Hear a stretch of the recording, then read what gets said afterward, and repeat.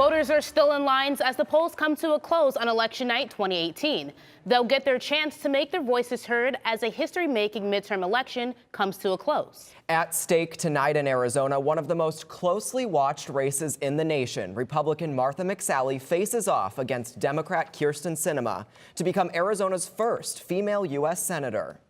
Leadership of our state in the balance. Governor Doug Ducey is seeking a second term, while Democrat David Garcia and Green Party candidate Angel Torres are hoping for an upset. And seats for all of Arizona's congressional districts are also at play. Districts 2 and 9 will have brand new representation, while incumbents hope to keep their current seats. Good evening and welcome to this special election edition of Cronkite News on Arizona PBS. I'm Bryce Newberry. And I'm Tanaya Williamson. Thank you for joining us. We have team coverage tonight from right here in the Valley to our nation's capital. Our team of reporters is tracking results as they come in while monitoring polls, problems, and positions. We begin our team coverage with Gabriela Becerra, who's live in Scottsdale at the Republican Watch Party. What's going on there, Gabriela? Yes, I'm here at the Republican Watch Party in Scottsdale, and the night is just getting started, but as you can see behind me, there's already a lot of energy going on in this room. We've been hearing the crowd erupt in cheers as races from across the country have been being called, and you know the nation has a lot of eyes on our races here in Arizona as well, including the U.S. Senate race between Martha McSally and Kyrsten Sinema. It's a really close race, and a lot of people here are saying that, you know, it's the one that they're watching. We're going to be talking to a lot of Republican leaders from across the state, and we'll be coming to you with updates throughout the night. At the Republican Watch Party in Scottsdale, I'm Gabriela Becerra, Cronkite News. Thank you, Gabriela. Now we want to check in at the Democratic Watch Party in downtown Phoenix. Cronkite News reporter Jordan Daphnis is live there now. Jordan?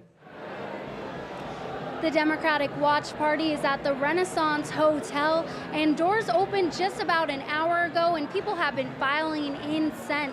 I spoke with a woman who told me that when she was in line, it wrapped all the way around the building, so a lot of support gathering here tonight. I spoke with another man who said the mood among people here is very hopeful, and at the very least, he thinks this election will be interesting. In downtown Phoenix, Jordan Daphnis, Cronkite News.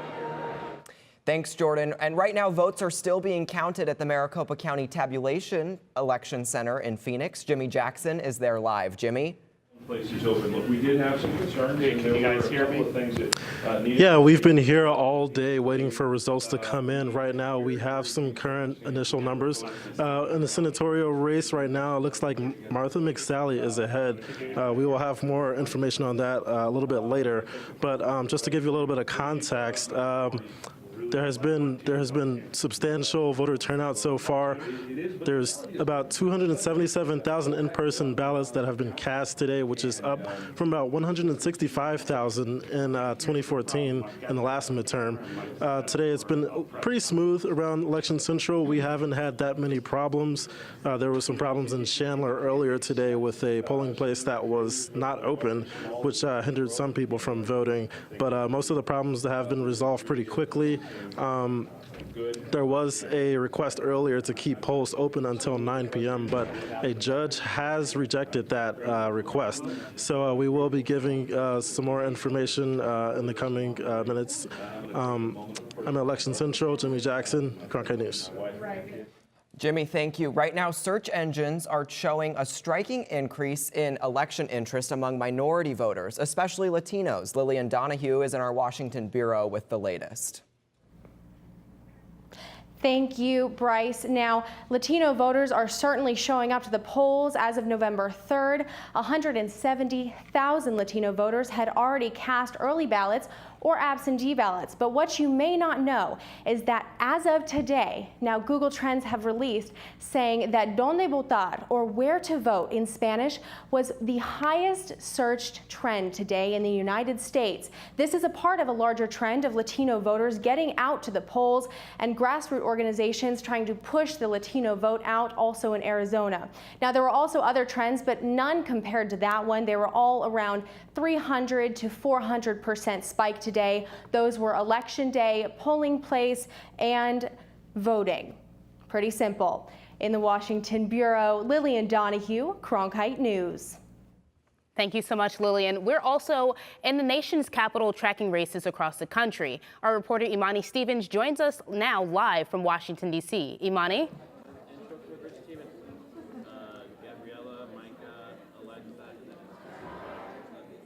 For the first Muslim woman elected into Congress in our nation's history. Tlaib, who ran unopposed, is expected to soon be joined by Minnesota Democrat Ilhan Omar, a Somali-American Muslim who would be the first woman of color to represent Minnesota in Congress. The two are among at least 100 Muslim candidates who ran for office this year, according to BuzzFeed News.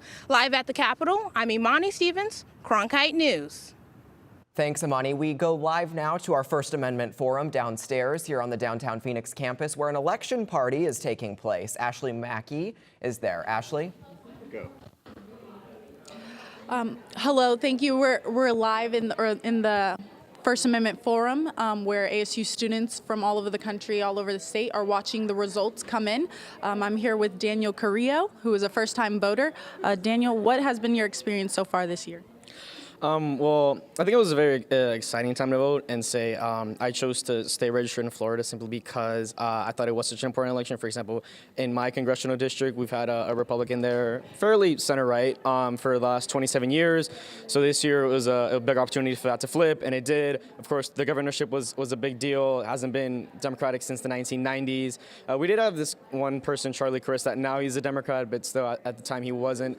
And yeah, you know, in the Senate, one of them, Marco Rubio, he's not up for election, even though he has the poorest attendance record in the Senate. But the other one, his seat is Bill Nelson. He has a tough race against the outgoing governor. So it's a tough race. I thought it was important, and I thought it was important for me to stay registered and for me to participate in the democratic process. And you are not from Arizona, but you chose to do an absentee ballot to vote in your state, in your home state of Florida. So tell me about what that experience was like. It's actually a little bit tricky. So the way it works, I don't know if this is throughout all of Florida, but at least in Miami-Dade County, you have to print out a form online, hand sign it, and then mail it to the elections department, and then they can mail you the absentee ballot. Which, I mean, I get it, to prevent, voter fraud, and obviously, they would question why I'm voting from Arizona. So I mean, I understand it, but yeah, that was my experience. That it wasn't like as straightforward as I would hope it would be. Thank you so much, and we'll be here in the First Amendment Forum bringing you coverage of people reacting to the votes as they come in tonight, all night on the show. Back to you in the studio in the First Amendment Forum. Ashley Mackey, Cronkite News. Thanks, Ashley. Right now, Maricopa County Recorder Adrian Fontes is speaking live. We're going to listen in to Maricopa County Recorder Adrian Fontes. Our public relations team had something to do with it, right? We had 200%, 300%, and 400% increases in calls to our call center. Folks asking, where can I vote? How can I get my voter registration fixed, right? And we made those numbers available via social media, radio, and television. We got out there, we got in front of it, we helped people understand that there was an election coming, voter registration deadlines and stuff, and there were a lot of campaigns that did that as well. I think everybody who was interested in politics and elections worked together, and so there's a lot of reasons I think that people will tout, but we facilitated the biggest midterm in the history of Maricopa County, and I'm super proud of that. Have you been staying updated with the long lines of ASU students waiting to vote? Yeah, we have been staying updated with that. That's a rough situation, and we're not super proud of that. The facility's a little smaller than we would have liked, and we've been trying to get through those lines. But look, Sun Devils are excited, like I said earlier, and I wish we could have got those folks taken care of a lot earlier in the evening. We have picked up the pace of getting that processing done, and I'm hoping that that's not going to last too much longer. But we are where we are on that, and just like any other election, this is one of the bumps that we are suffering right now. What exactly happened there? Were you guys prepared to get that high amount of students, or like what exactly led up to this long wait of? Well, ASU students got excited to vote, I think we had a little bit bigger turnout than we expected. And I think one of the other things was we had a lot more provisional ballot processing than we expected. Regular ballot processing, we've gotten that down to just under 1 minute. But if you go back into where you've got to do the provisional balloting, that takes a little bit more time. Now, it doesn't mean those votes are not going to count, let's be clear. but it does take more time to process each individual voter. So I think there's a couple of things that were involved there. As we do our after action, we'll make sure that we get that situation fixed in the future. Okay, so you said a couple things. That was Maricopa County Recorder Adrian Fontes talking live down at Election Central, and he did say this was the biggest midterm in the history of Maricopa County. That's something that we heard from candidates today who were out at the polls doing their last-minute pushes, and it's the biggest midterm. The recorder just said so. Absolutely. And we have our reporter Jordan Daphnis down in downtown Phoenix at the Democratic Watch Party, and she's speaking to leaders from the Democratic Party. Jordan, can you tell us something? Yes, I'm talking to Jevin Hodge. He's the vice chairman of the Arizona Democratic Party. Tell me about the efforts that have gone into this election. Oh man, it has been absolutely incredible seeing the new investment and activation of volunteers, voters, candidates alike. Just this last weekend alone, we saw 4,000 individuals on the ground knocking doors to over a 250,000 people. We've made over 1 million calls this campaign cycle, and we're here listening to folks and hearing their stories about how motivated and excited they are to be here. And you told me that you're the youngest African American in a position like yours. This has kind of been a rally for the Democratic Party to gather those young voters. Tell me about what that means to you. Yeah, so I appreciate you bringing that up. I'm the youngest statewide African American Democratic official in the country. And so what that means is for Arizona is that we are elevating young people of color, young people from all walks of life to be here to serve as in leadership positions and as that voice to carry the Democratic message forward. And that pays off. When I'm talking to young voters from ASU, U of A, NAU alike, they're excited to see that they're being represented by other people within their generational bloc. Thank you so much, Jevin. I hope you have a great night. In Phoenix, Jordan Daphnis. All right, thank you, Jordan. We're going to go now to Republican Watch headquarters. Sammy Giebers is talking with a Republican Party activist out there in Scottsdale. Sammy? You just try as hard as you can till you get the job. And so far, we've seen a lot of cheers. What's been happening so far at the watch party? Well, it's been a Republican night, quite frankly. Florida's going very well. I mean, it looks like we're going to have a Republican governor there and a Republican senator. It's close, but I know the voting in Florida, and what you get early is the East Coast, which tends to be Democratic. A little later, you get the Panhandle, which is Republican, and so it's going very well for DeSantis. I expect he's going to be the next governor of Florida. That's good. Indiana, very early, was very good. It was clear that was going to happen. North Dakota's coming along. Looks like they just called that. So that's a Republican. So we've gained 2 now in the Senate. That's very, very positive.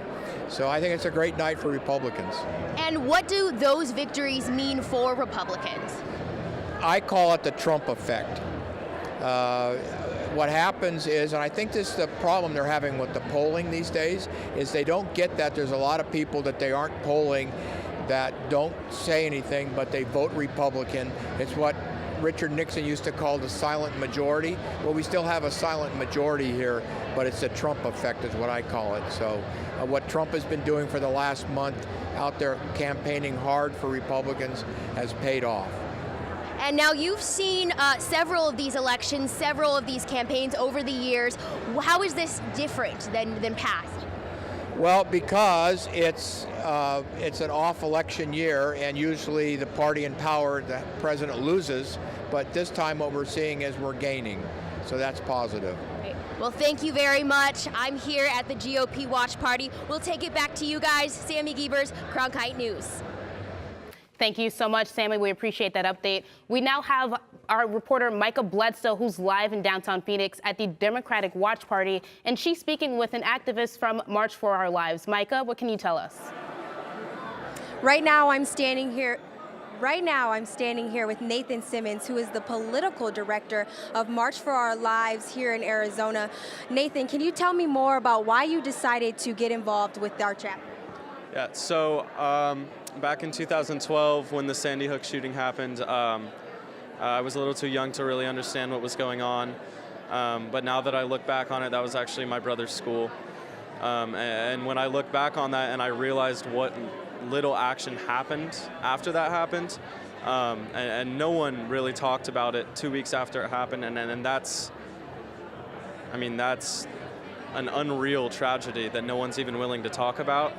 And it just keeps happening over and over again. And then once Parkland happened, me, with many, many others, had finally had enough, and we decided to start something. What measures would you like to see here in Arizona regarding gun control? So the main things I want to see is universal background checks. We still have a gun show loophole. I can still trade guns. I can still buy guns with cash in a parking lot. And then I also want to see stop orders. If I think that someone is a danger to themselves or others, I should be able to put that in with the police department, and that should be taken care of. Guns should be able to be at least temporarily removed to make sure that preventative measures. And then I also want to see more school counseling. I think the ratio at my school is 250 kids per counselor. I've seen my counselor once this year. I saw him twice the entire time last year. To be honest, I don't even know his name. There's not enough support for kids that are going through these horrible times, and then tragedies like the ones we saw in Parkland happen. Well, thank you so much, Nathan, for taking the time to speak with us. We're going to have more coverage for you guys tonight. I'm in downtown Phoenix. Micah Bledsoe, Cronkite News. Thank you, Micah. That was a great interview at Democratic Party headquarters. We're getting a first look at some of the results in the U.S. Senate race. Republican Martha McSally, she's leading by about 1% in the U.S. Senate race. Green Party candidate Angela Green withdrew last week, and the Secretary of State is not updating numbers on ballots cast for that candidate before her withdrawal. And now we're checking in with the results for the race of Congress. We have Democratic Tom O'Halloran at 51.8 and Wendy Rogers at 48.2. And in District 2, it looks like we don't have numbers in for District 2 yet between Ann Kirkpatrick. But over in District 3, numbers are in. It looks like Raul Grijalva is leading with 51.5%, just about 3% above Nick Pearson.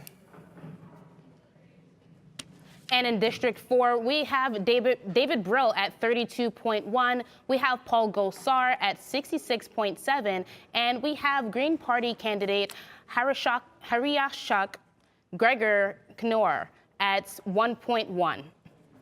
In District 5, the incumbent Andy Biggs is leading with about 60% it looks like, and 20% over Joan Green. And in District 6, we have Anita Malik at 43.6 and David Schweiker just above her with 56.4. In District 7, the incumbent Ruben Gallego is leading with about 84% above Gary Swing with only 16%. And in District 8, we have Republican candidate Debbie Lesko at 56.3, and we have Democratic candidate Hiral Tipirneni at 43.7. And in District 9, former Phoenix Mayor Greg Stanton is leading with almost 60% of the vote over Republican Stephen Ferreira. So that's our first look at some of these results. We have another report to bring you from our Washington bureau. Ian Solomon is live looking at the national picture from Capitol Hill. Ian? It's going to be a night of firsts across the country. People who have never walked the halls of the Capitol could be holding office there for the first time, as women, minorities, and LGBTQ candidates are on the ballot in record numbers, including in Arizona, which will be sending its first woman to the Senate regardless of who wins. At the Capitol, Ian Solomon, Cronkite News. Thank you, Ian. Samantha Lomibau is tracking the Phoenix mayoral race, and she joins us now here in the Cronkite News Broadcast Center. Samantha? Thanks, Bryce. The race to elect a new mayor for the city of Phoenix kicked off when Greg Stanton left his position to run for Congress. 4 candidates make up this race, including Kate Gallego, Daniel Valenzuela, Nicholas Sorwork, and Moses Sanchez. So far, Gallego and Valenzuela have been the most recognizable names in this race. We will see if any of these candidates can get over 50% of the vote. If not, there will have to be a runoff election that will stretch 5 months, happening in March. And right now, it looks like that's going to happen between Gallego and Valenzuela. But we'll have the rest of the race covered for you throughout this evening as they come in the broadcast center. Samantha Lumibao, Cronkite News. Thank you so much, Sammy. And now we're going to check in with Gabriela Becerra, who's live at the Scottsdale Republican Watch Party. Gabriela, what can you tell us? Yes, I'm here with Kelly Ward. Kelly, can you tell me, you lost in a hard-fought race against Martha McSally, and now you're throwing your weight behind her to support her. Can you tell me why you're doing that? Yeah, well, because we have to make America great again, and we have to have Republicans in office from the U.S. Senate to the House and up and down the ballot here in Arizona. And so we've got to get together, we've got to come together as a party to make sure that we can make that happen. And what kind of issues do you think that we need to focus on right now in Arizona? Of course, we need to focus on border security. We have to focus on health care. We have to focus on the economy. We have to make sure our veterans are taken care of. All of those things are important to people regardless of party. And we have to have the right people in place to make those things come to fruition. And I know you can't tell by the excitement in the room right now, but it's a very tight race here in Arizona. Yes. So what does that mean for the Republican Party this year? Yeah, I think it's very, very important to make sure that we keep Arizona red, so that we put people above politics and people above party. And I think that's what our candidates have done across the board. Well, thank you so much for joining me. I'm Gabriela Becerra at the Republican Watch Party in Scottsdale. Back to you guys. All right, thank you, Gabriela. A lot of excitement and cheering there at Republican Watch headquarters. We're going to go now back to Democratic Watch headquarters, where our Jordan Daphnis is interviewing Kathy Hoffman, the candidate for Superintendent of Public Instruction. Jordan? That's right, we're at the Democratic Watch Party, and I just wanted to mention, too, that CNN just showed that Kyrsten Sinema was ahead by just over 12,000 votes, and the mood here, everyone cheered, and it was very uplifted here. People were excited. But now back to Kathy Hoffman, who is running for Superintendent of Public Instruction. Now, she told me that she wanted to run for office well before even the Red for Ed movement. Tell me about that. I started my campaign over a year and a half ago when I watched the confirmation hearing for Betsy DeVos, and that's when I realized that we must have more educators running for office if we want to see any kind of benefit for our schools. And you ran a kind of a cutting-edge ad against David Shapira, which could have been kind of risky. Tell me about that. It absolutely was a risk, but I felt that it was something that needed to be said, and besides that advertisement, I stayed very focused on my message of pro-public education, my experience as an educator, and I've kept it very focused on the kids and the issues in our schools. And tell me, what is one of the first things you would like to do if elected? One of the first things I would like to do is to make sure that the messaging coming from our Department of Education is very pro-public education, that we are making our Department of Education a place of service for our schools and for our teachers, whether that's through professional development or when people have a question they can feel comfortable calling in. And I just want to make sure that our Department of Education is serving our teachers, our educators, our families in any way possible. And being a first-time candidate, tell me about some of your efforts getting your name out, getting voters to recognize who you are. Well, I have worked tirelessly. I've been across the entire state numerous times. I've been to every single fair, festival possible to just get out there, be in front of people, meet with educators, meet with parents, and it's been exhausting at times, but it's been well worth the effort, and I feel strongly that my message is resonating with people across the state. Kathy, thank you so much for your time. Have a great evening. I appreciate it. In Phoenix, Jordan Daphnis. Jordan, thanks so much. I saw Kathy out at the polls earlier today greeting voters as they went in to vote. So she had a busy day before getting over there to election watch party. Definitely. Lots of candidates were out today just trying to reach voters and, make sure that they're getting out to the polls. Let's check back in now at the election party watch here at the Cronkite Schools First Amendment Forum. Cronkite News reporter Edgardo Lozoya joins us live now. Edgardo? Hi, I'm here at the First Amendment Forum with Rula Risk, a Humphrey Fellow and a TV producer and broadcaster for MTV Lebanon. So, Rula, how do the U.S. elections affect not only people here in the States, but people from other countries like Lebanon? Well, Edgardo, the midterm elections usually are not regarded as global events, but this year it's too much different. The results of those elections are crucially and enormously important for the U.S. as well as for the other countries.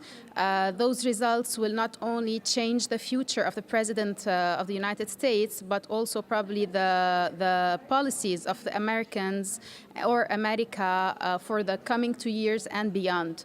So this will define how the world has to adjust to the American policies in terms of armed control, in terms of refugees, in terms of migration, or climate change issues. And coming from Lebanon, from this part, from the heart of the Middle East, and we are on the borders with Syria, and we have a big population of refugees that are from the Syrians. So we have almost 1/4 of the Lebanese population who are Syrian refugees, and we've got also people and refugees who came to Lebanon as a result of the Palestinian and Israeli conflict. So this midterm elections, is essentially very important for Lebanon. Okay, thank you, Rula, so much. Live from the First Amendment Forum, Edgardo Lozoya, Cronkite News. Edgardo, thank you for that update. It's great to see so many students, just downstairs at the Cronkite First Amendment Forum, filling in and just taking advantage of being able to watch the watch party for the election. Yeah, it is. A lot of students got out to vote as well. Right now, we're going to go live to Holly Bernstein. She's at the Maricopa County Tabulation and Election Center with the recorder Adrian Fontes. Holly? Hi, thank you. I'm here live at Election Central. So far, things have been running smoothly tonight, and I'm here with Adrian Fontes. So a couple questions. First, earlier this morning, there was a voting center that was locked in a foreclosed building. How did this happen, and how can we prevent it from happening in the future? Well, foreclosures happen because people don't pay their rent, and unfortunately, we didn't know that the person we were working with didn't pay their rent. So that's something between them. Fortunately, we were able to get in there quick enough to be able to get some equipment in, and the landlord actually gave us a suite in the same shopping center. So we got that polling site open and got voters voting today. And so when are final results expected to come in? Final results probably in the next 8, 9, 10 days. It really depends on how quickly we can get all of the ballots processed. It's a long and arduous process to make sure that this happens. We're probably going to have something in the neighborhood, and this is a round number of about another 500,000 votes after we get done with tonight's ballots. So it's going to be a few days. So will the 40 voting centers along with the precinct centers be something we see continue, and will that number of voting centers increase? Well, what I'd like to see is vote centers all over Maricopa County instead of the precinct-based polling places, and here's why. At our vote centers, anybody can vote at any of those vote centers. So you don't have to go to a specific place if it's closer to your work or closer to picking up kids at school or whatever that happens to be. Vote centers are far more convenient. They are also the national best practice, and election administrators all over the United States of America agree that is where they are going to be moving to in the future. And so I think Maricopa County should take the lead and get on and get that done. And so do you have any updates on the latest ballot count? Yeah, the latest ballot count came out at 8 p.m. We've got those up on our website at maricopa.vote. You can go to the results page there. We've also transmitted them out for all of the other media outlets and the Secretary of State's office as required by law. So we will have another update coming up as soon as those data packs start coming into the warehouse. So what do you think is the reason for the record voter turnout this year? We've seen record numbers of people show up. What do you think is the reason for that? Well, there's a good handful of political reasons, and folks have those motivations. But we actually spent a large sum of money communicating with voters on the radio, via the internet, on television, letting them know where they can go, what they can find more information, when the deadlines were for registration, and so on. And so we like to think that we were part of that, making sure the voters voters knew how to do what they needed to do and get that civic engagement done. And so we played our part. A lot of other folks did a lot of other work as well, and everyone together is making this democracy stronger by participating. All right, well, thank you very much. We'll be keeping you guys updated throughout the rest of the night. All right, Holly, thanks so much. Earlier, we actually heard from Adrian Fontes, and he said this is the biggest midterm in the history of Maricopa County. And Jimmy Jackson told us earlier, 277,000 in-person votes were cast today at those polling centers. Those are amazing numbers. We're going to swing it on over to the East Coast in our Cronkite, Washington bureau with reporter Lillian Donahue. Lillian, what can you tell us? Thank you. Well, what I can tell you is that it is extremely important for us not just to look at the numbers and the votes that are coming in, but also look at public perception and how that is directly impacting the votes that are going on right now. I want to turn your attention to this poll right here. Now, this is a survey that was done by the Associated Press a few days ago. Now, it talks about public perception on how the United States is moving forward. 58%, a majority, said that they don't believe the United States is heading in the right direction. However, 41% said that they think the United States is in a good place and moving towards a good place, headed in the correct direction. Here's where it gets tricky when it comes to voting. They've been updating this survey all day today with those voters and how they voted. Back to the 58% who do not believe that it's going to be the United States is moving in a correct direction.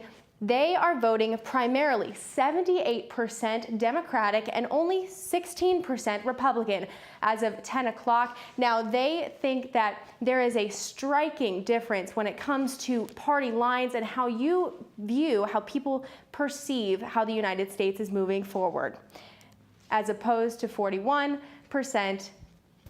thinks they're not, and they are voting Republican. Lillian Donahue in the Broadcast Center here in Washington, D.C., live. Lillian, thanks so much. We're just hearing from one of our reporters in Tempe, Alexa Avila.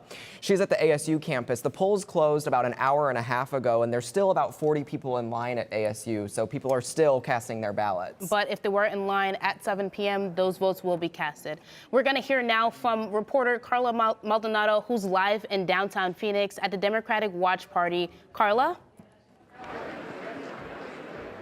Thank you, guys. I'm here with House of Representatives candidate Raquel Terán. Raquel, how are you feeling tonight? I'm very excited. There's a lot of energy in this room. Democrats came out and voted. I think we're going to have a really good night, so I'm very excited. And then we are having some of the highest Latino turnout, voter turnout tonight. How has that impacted your campaign as a whole? Well, my district is predominantly Latino, more than 50% Latino, and we made sure that we contacted Latino voters. For years, I've been involved in the community, making sure that Latinos are registered to vote, that they come out and vote. I'm very excited to have been a candidate that connected with them at the doors, and I'm hoping to see really good results. And so this election really was about expanding the electorate. Yeah, and with your activist background, what was it that your campaign was doing that you think was different from your opponent? The most important thing is that we need to connect with voters at their homes, at their doors. So we went out and knocked on more than 50,000 doors in order to make sure that we connected with voters.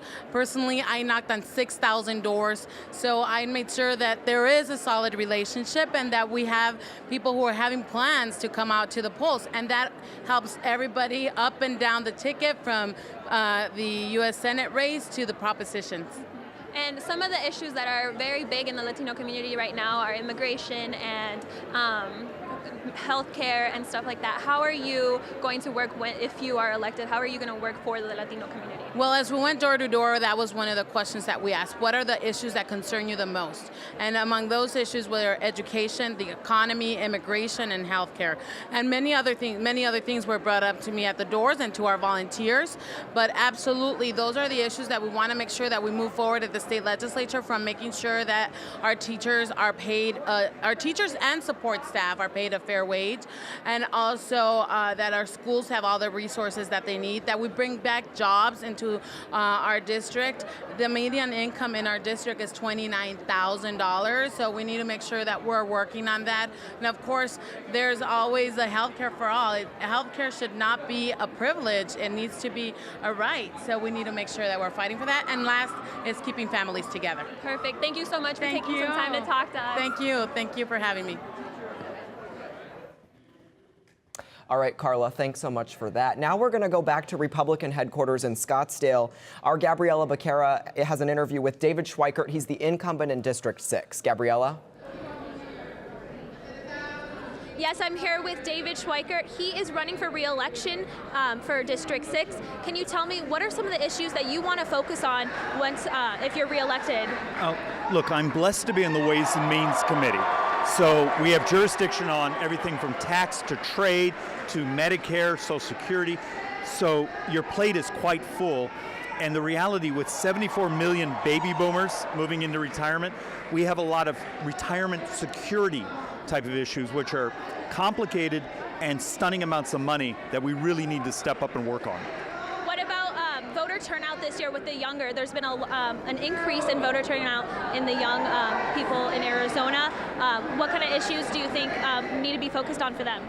Well, actually, I would actually make the argument that we're in a society right now where in 11 years, we have 2 workers for every 1 person in retirement.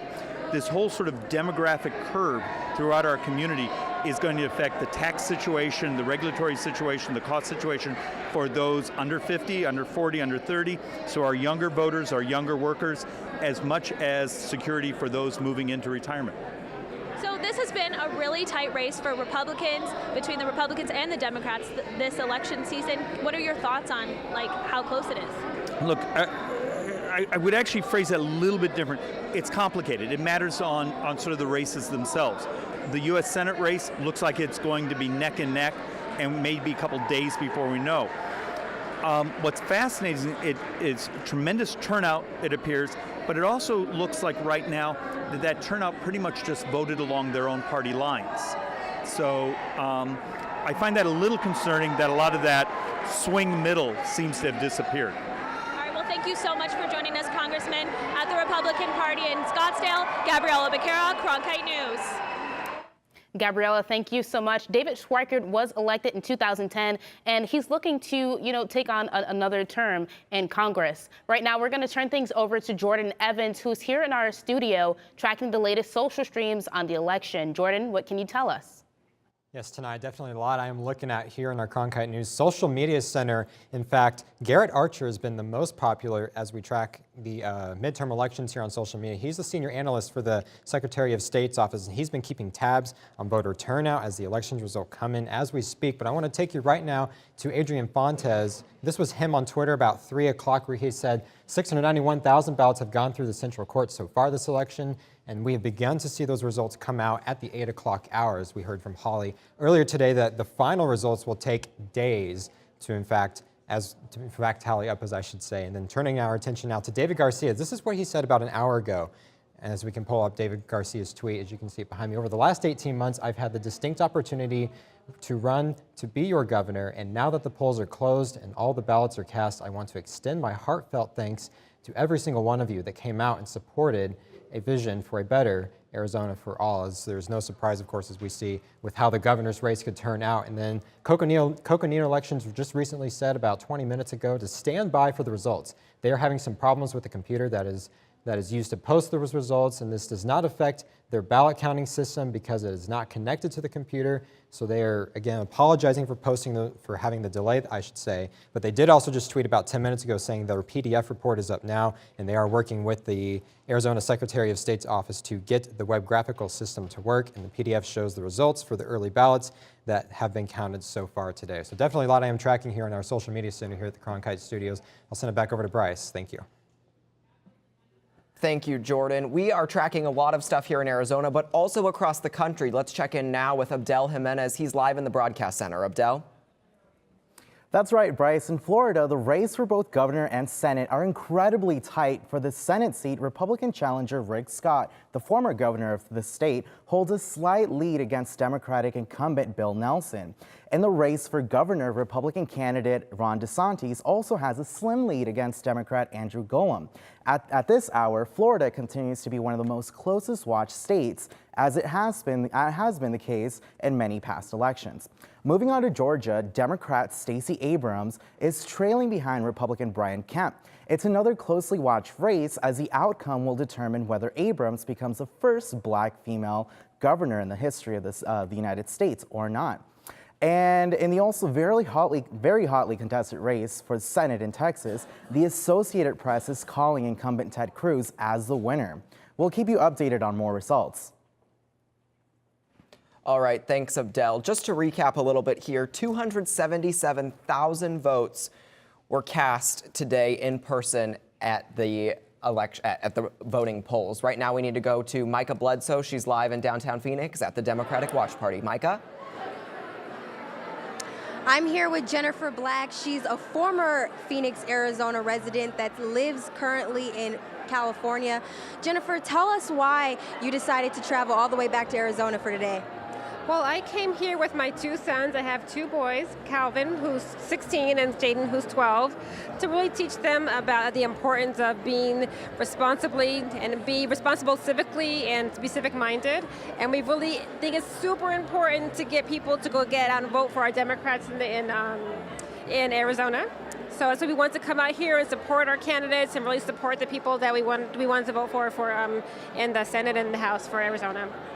What are the main propositions that you think are really big for people here in Arizona to be paying attention to? Well, I mean, to be honest, my focus really is to get people to get out and vote for our Democrats. I'm not an Arizona resident, so I can't be super focused on the propositions that don't really affect me, but we really want to make sure that people go out and vote for our Democratic Party. Thank you so much for telling us more about that. Can you let me know why exactly Arizona, though? You could have gone to any other place, to teach your children exactly how to be civically engaged. Why Arizona? This is where I'm from. I'm actually born and raised in Phoenix. I grew up in South Phoenix. I went to MC Cash Elementary School. I went to Carl Hayden High School. So this is a place that's very important to me. So eventually I just really wanted, this is important, that matters, a place that matters to me in my heart and my soul. Well, you guys heard that here. I am in downtown Phoenix. Cronkite News, Micah Bledsoe. Micah, thank you for that. We're now going to check in with Sammy Giebers, who is live in Scottsdale at the Republican Watch Party. Sammy? That's right. I am here with Sam Darmo. Now, Sam, you are the chairman of the American Assyrian Republic Coalition of Arizona. You have a long name, and you actually also have a long history with the United States. You started out as an Assyrian refugee. Now, how has that shaped your opinion on immigration? Well, in 1974, I was only 17 years old when I left Iraq, and I had to spend 4 years in 2 different countries until I was approved to come to the United States. This was the legal process. So that's why what I support is, I mean, this country is open to everyone, but everybody has to come in here legally. I have a nephew right now who left Iraq 2 years ago, left all that persecution, all these massacres, genocides committed against the Assyrian nation in Iraq and in Syria. He left there a couple of years ago. He's still in Lebanon. He's going through the process. It's a process. It's a law that we have to obey. And very simple. I mean, everybody should be welcome to the United States, but they have to go through the process. Do you think that there's different circumstances that immigrants today are going through than what you were going through then? It's a completely different circumstances of this caravan that I see right now. I mean, we have suffered tremendously in Iraq, as Christians in Iraq, as the indigenous people of Iraq. They bombed our churches. They killed our people while they were praying at the church. So we suffer tremendously, and we're still suffering right now.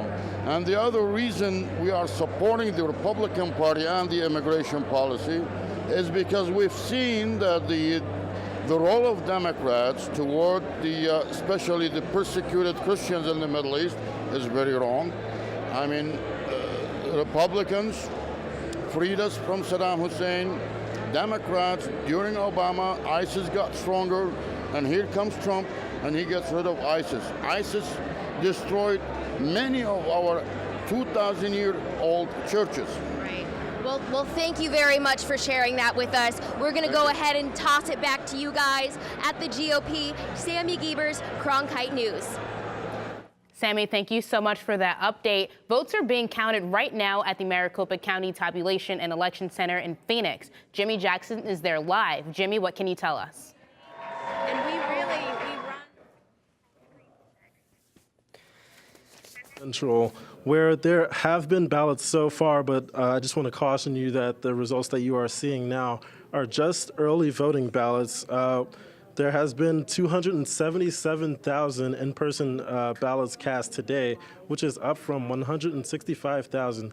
There are still people in line waiting to vote on the Tempe ASU campus, and the recorder's office credits that to increased excitement for this year's election. The recorder Fontes, he wants to just thank the 4,000 government employees that stepped in this year to help out with the elections. As we know, in the primary, there were a lot of issues with how those elections were conducted. So he just wanted to thank the employees that were able to help. Recorder Fontes also says that we will be getting more information soon, and when we get that information, we will bring that to you. Okay, Jimmy, thanks so much. We're going to go back to Jordan Daphnis. She's live downtown Phoenix at the Democratic Watch Party. Jordan? I'm with Felicia Rodolini. She's the chairwoman of the Democratic Party in Arizona. We just found out via CNN that Ann Kirkpatrick has won her seat of the House of Representatives in District 2. And so it's looking like the Democrats may be able to win over the majority in the House of Representatives. What would that mean for Arizona? Well, we are already picked up a seat. So right now it looks like the majority of congressional districts in Arizona are Democratic. And that means that we are going to have a greater influence in Congress. And my opinion, the Democrats are the ones speaking the values of Arizonans, regardless of party affiliation. And it means that more of the working class and everyday Arizonans are going to be represented in Congress. And a lot of eyes have been on this race with Kirsten Sinema and Martha McSally. Obviously, you want her to win. Do you think the independent vote may be able to help her get a lead? Absolutely. We know from polls, we know from results in Congressional District 8 during the special election back in April, that independents are voting with Democrats. And again, it's because of the issues. It's about affordable health care. It's about good public education. And the only candidates in these races that are talking about what we want as Arizonans are the Democratic candidates. And the goal is to turn Arizona into more of a blue state. Tell me about some of your efforts to bring people over. Well, right now, we have the largest field program we've ever run in the state of Arizona. Yesterday, we knocked on our 1 millionth door. So we are building a sustainable program for many election cycles to come, where we're not only reaching out to Democrats, we're registering voters, young voters, and people who have not had a voice in the past. We believe that when all of those folks vote, they're going to vote Democratic.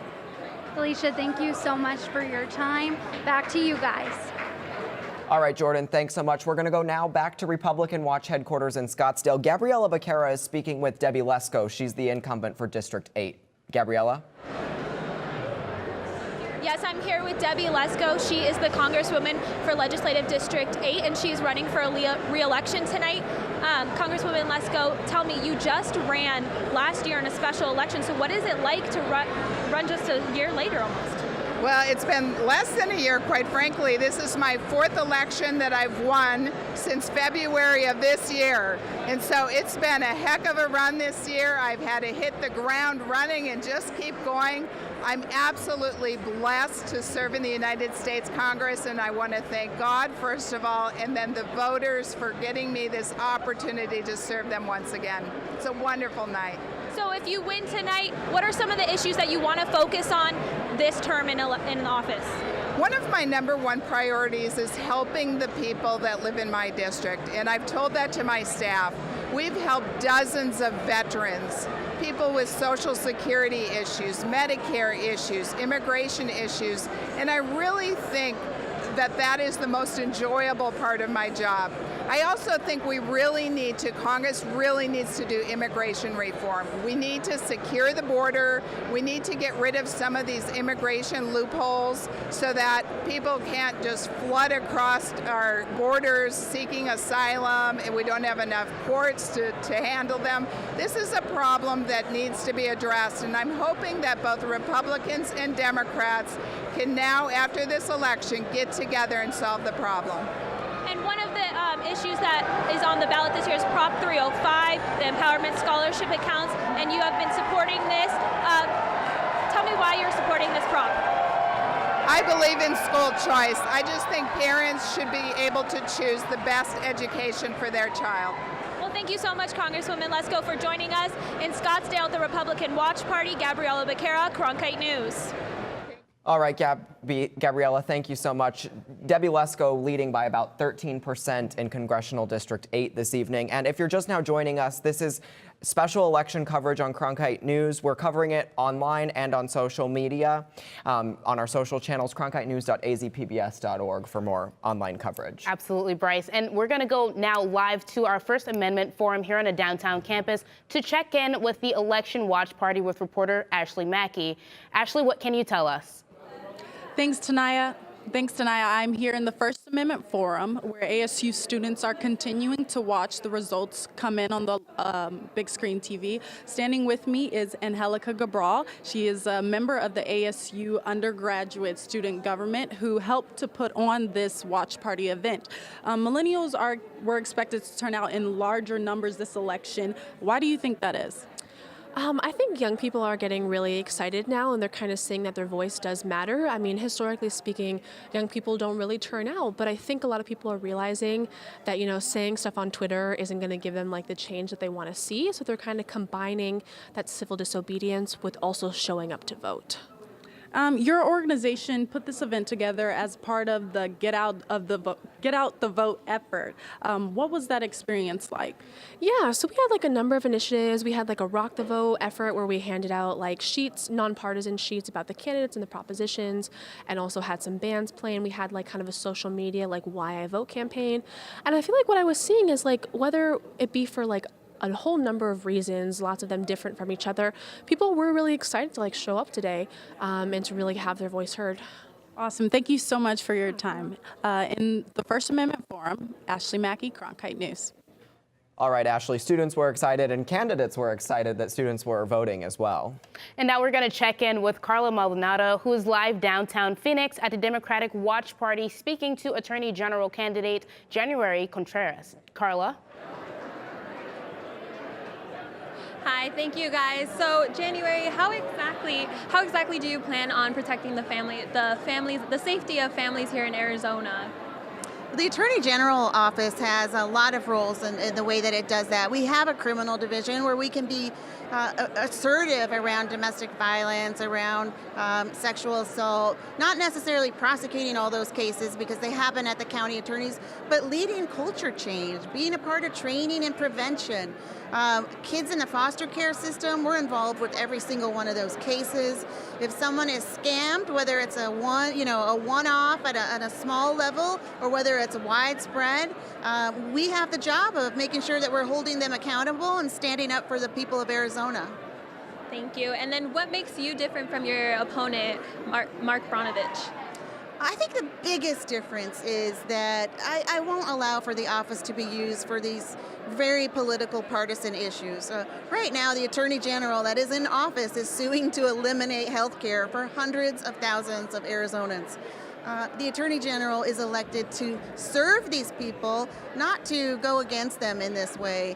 And so that's just one extreme example of what's happening now, and there's no way I'm going to be trying to take away health care from Arizonans. I'm going to be trying to protect their health care. Thank you so much, January. Live in the Democratic viewing party, I'm Carla Maldonado. Back to you guys. Carla, thanks so much. We're going to go back to Republican Watch headquarters in Scottsdale. Sammy Giebers is there live with Republican Party leaders. Sammy? That's right. I'm here with Arizona State Senator John Kavanaugh. Now, you have been in the legislature for 12 years. What do you think is the biggest takeaway relating to what's going on nowadays from your experience in the legislature? Sure. I think this is one of the most exciting elections, other than the election of President Trump, in my lifetime. The country is highly polarized politically, and the voter turnout is massive. We're in a major battle ideologically about where this country is going, and I think this is a great night for Republicans. We didn't expect to make advances. This is a midterm election. President Obama, in his first midterm, lost 63 seats. We're keeping the Senate, and we're probably going to lose the federal House, but our losses are minimal. So I think things are going well for us. And at the state level, things also look good. We're going to keep the state House. We're going to keep the state Senate. Governor Ducey's way ahead. And some of the statewide offices are close. But overall, we're doing pretty good considering this is a midterm when Republicans, the outer power party generally does bad. Right, we're seeing a lot of energy here tonight. We saw the cheers, and of course, there's some history-making campaigns and races now. Why do you think we're seeing all of these history-making things in this midterm? What about today is inspiring that? Because this is a pivotal point in our history. The Republican Party has become more conservative. The Democrat Party has gone way to the left. And this country is going to go one way or the other. And this is one of the deciding pivotal points tonight. This is big. Well, thank you very much, Senator. I'm going to take it back to you guys at the anchor desk. This is Sammy Giebers at the GOP Watch Party for Cronkite News. Thanks so much, Sammy. We're going to go now back to the First Amendment Forum. There's a watch party taking place downstairs, and our own Edgardo Lozoya is there. Edgardo? Hey guys, I'm here at the First Amendment Forum with Benazir Samad, a Humphrey Fellow. She's an editor of digital media at ARY News in Pakistan. Now, Benazir, what differences have you seen in the election here in the U.S. versus back home in Pakistan? I think elections are more organized here. The very good thing I like about US elections are the early voting system they have here. In Pakistan, we do not have that system. So a lot of people, students who are working outside their villages and hometowns, they are unable to cast vote. And it's very expensive then to travel back and vote. So it's more organized here, and there is no rift between political parties. Everybody's accepting the results. In Pakistan, there's a lot of security concerns during elections. We had like suicide bombings. One of the deadliest one was in Balochistan, which killed 149 people. And there was an attack on a political rally. One of a very famous politician was attacked, and he died in a suicide bombing. So security concerns are great.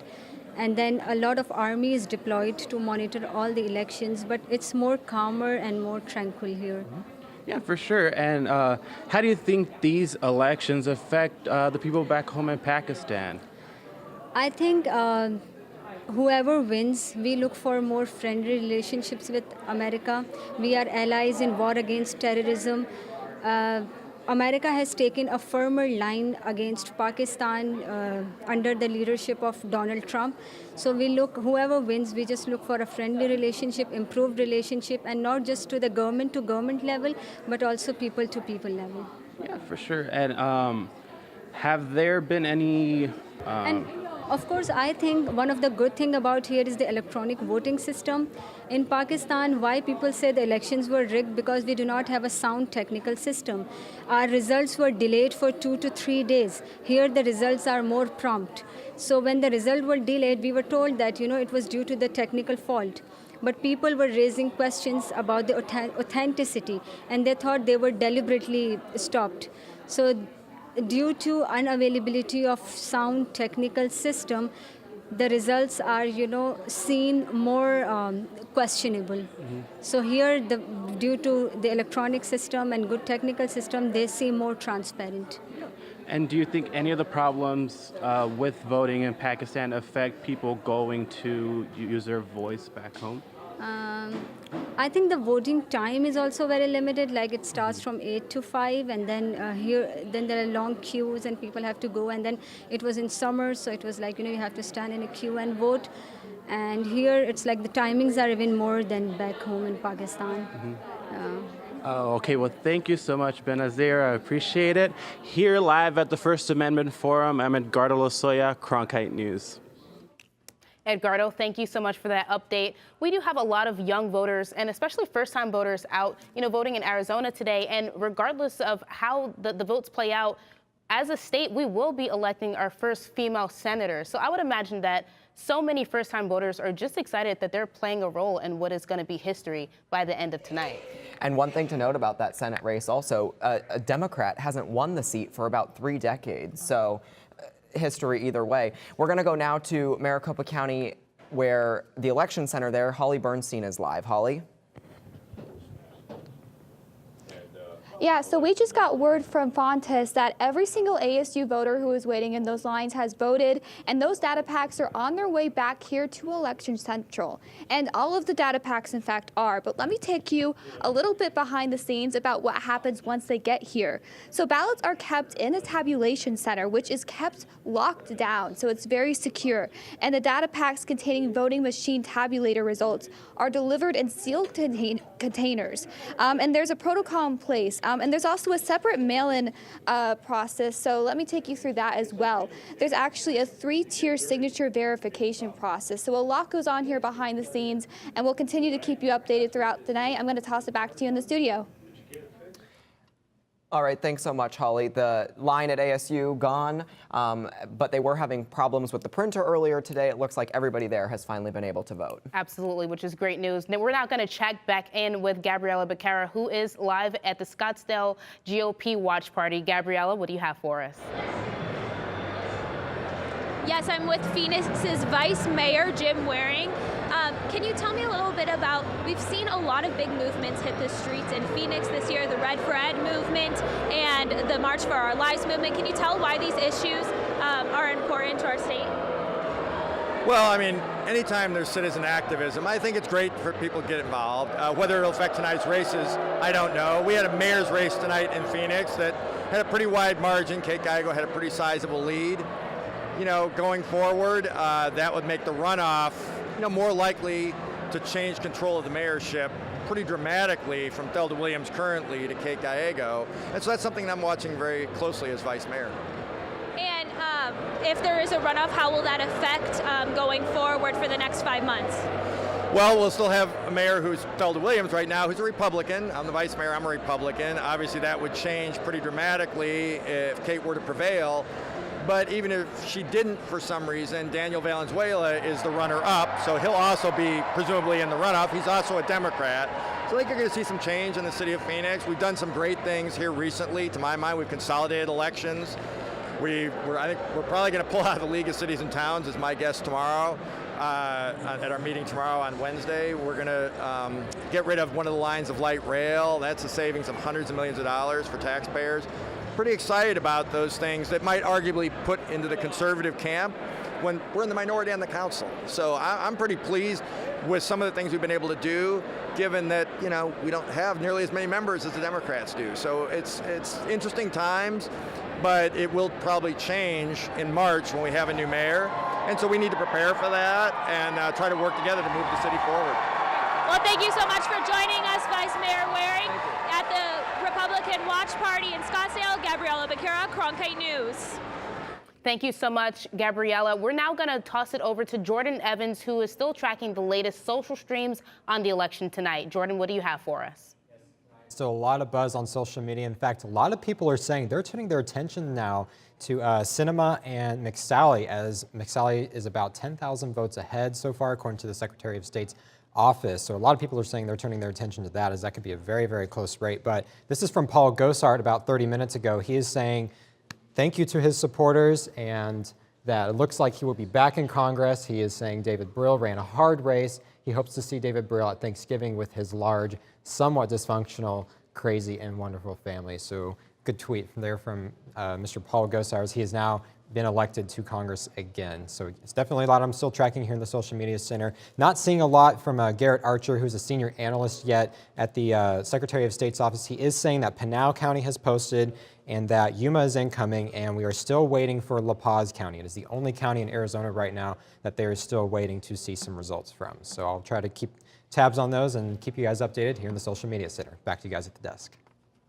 Thank you, Jordan. And as you heard Jordan say, Senator McSally is up by over 10,000 votes. And not only could she possibly be the first female senator in Arizona, but she also was the first fighter combat and to serve in the Air Force, which, you know, she could potentially make a lot of firsts for our country.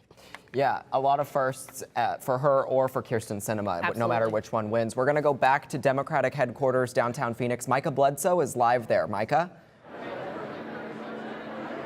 I'm here with Rebecca Rios. She is the Arizona House of Representative for the 27th District. CNN just reported that the Democrats have won control of the U.S. House. How does that make you feel, Rebecca? It makes me feel very excited. I think what you saw tonight was exhilaration, especially after many of these people were in this room in 2016 when Trump won.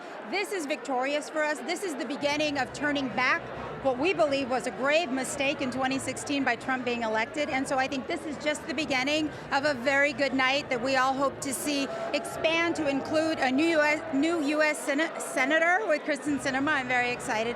So I think it's a good night. Do you think Arizona will turn blue?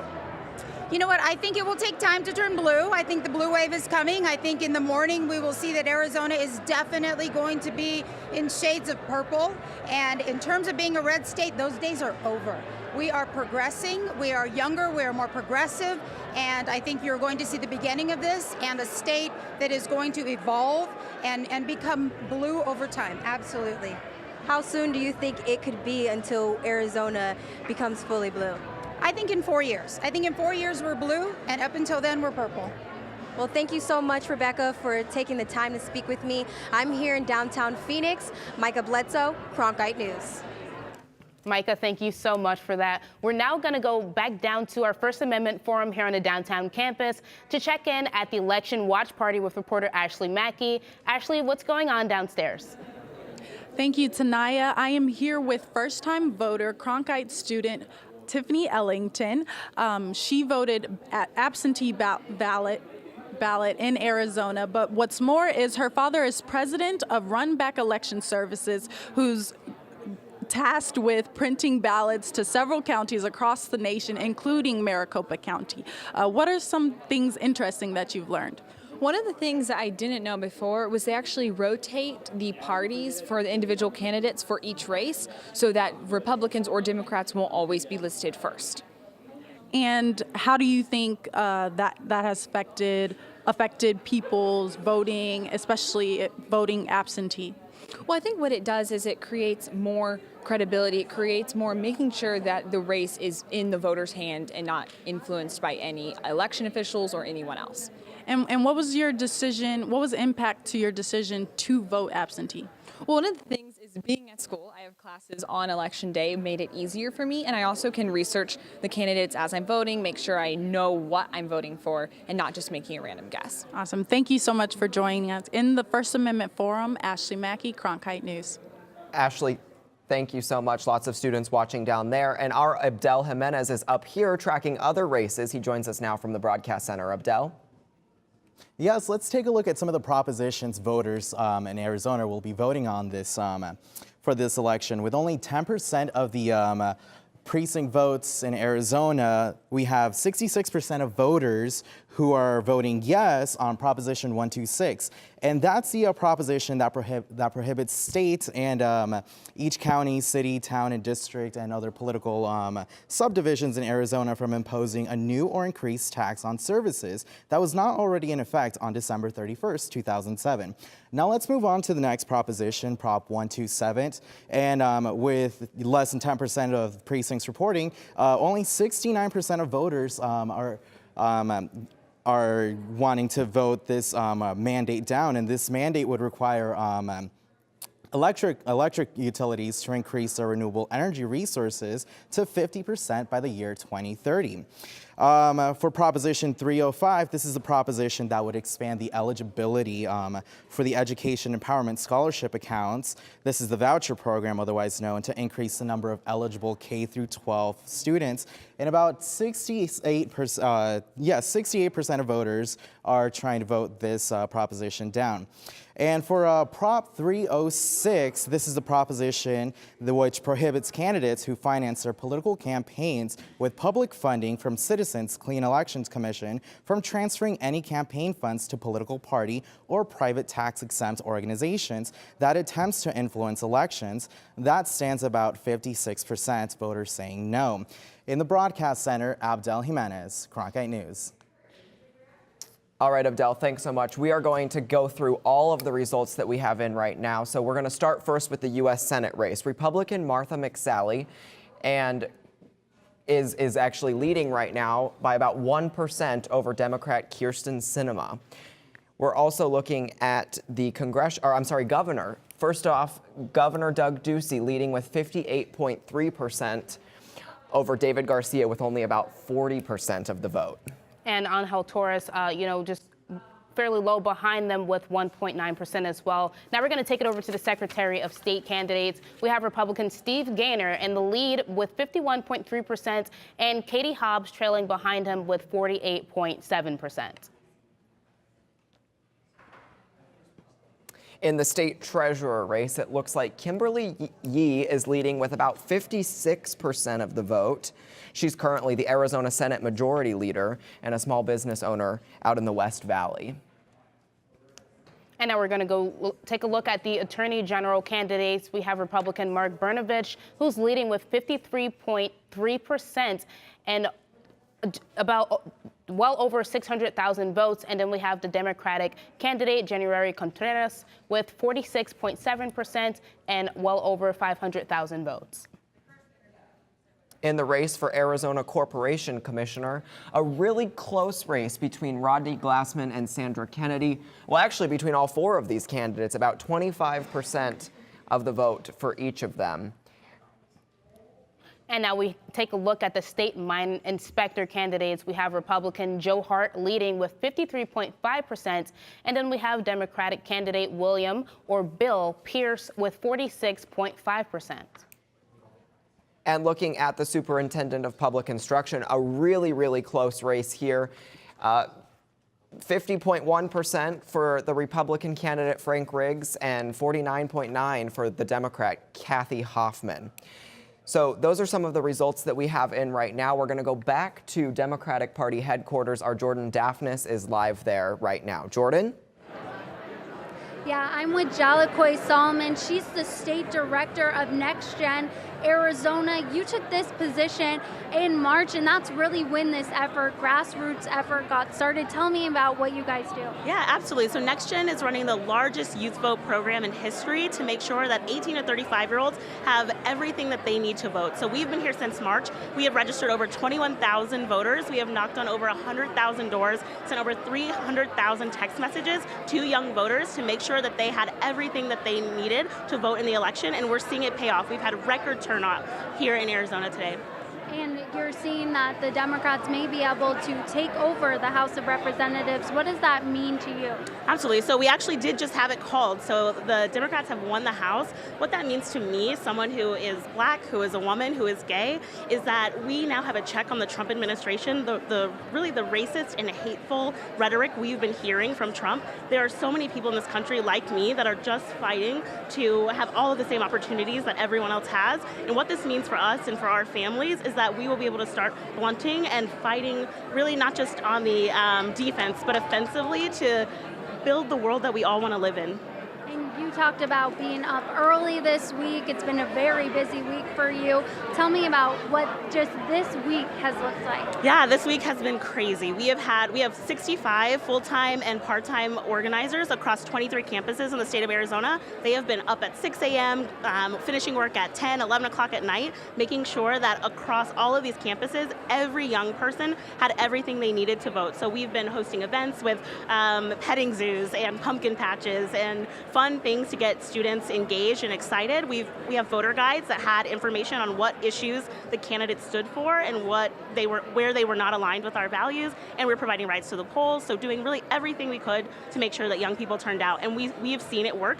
We had at ASU record turnout, long lines of students just standing in line saying that we will have our voices heard today because this election is important to us.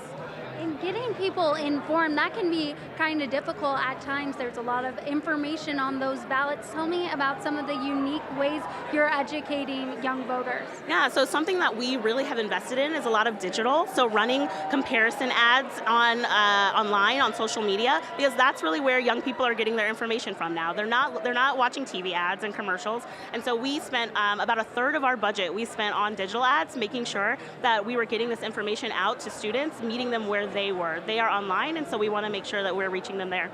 All right, thank you so much for your time. Back to you guys.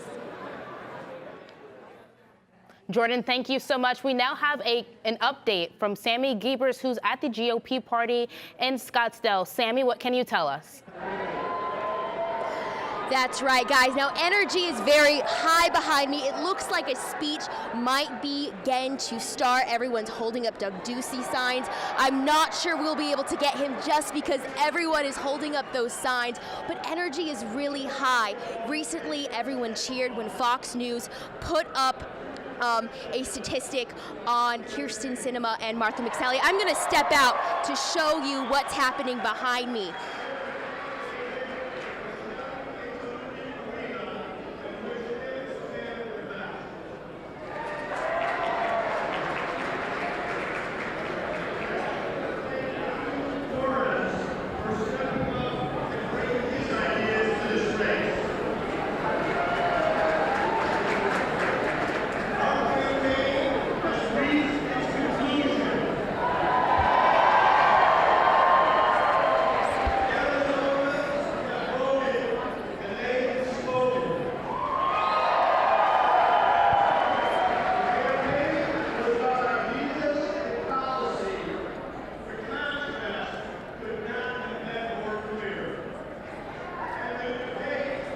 Could not have been more spirited, perhaps more than we've ever seen in the state of Arizona. And in a democracy, who would want it any other way?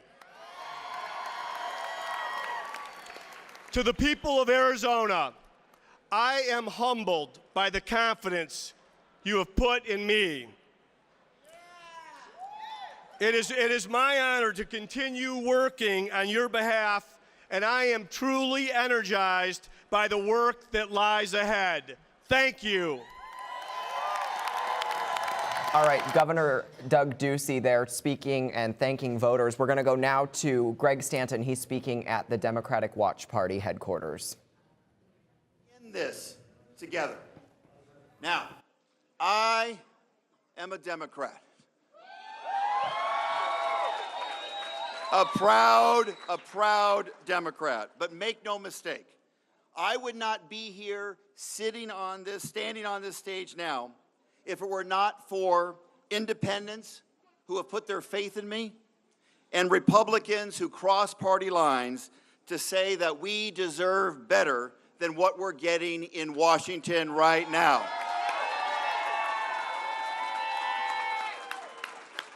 And I'll never lose sight of what your support means, and I will work every day to be a representative for everyone. Now, we have a lot of work ahead of us, but I want to make a few things clear about our priorities. If you want dark money and special interests out of our elections, I've got your back.